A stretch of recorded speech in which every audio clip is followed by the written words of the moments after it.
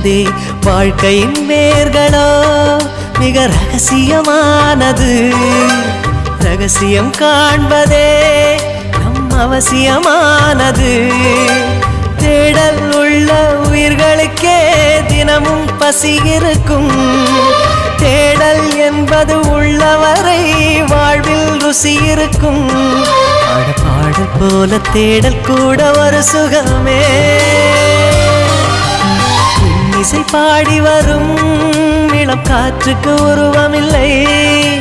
காற்றலை இல்லை என்றால் ஒரு பாட்டொலி கேட்பதில்லை. ஒரு காலம் வருகையில் உள்ளம் கொள்ளை போகுதே.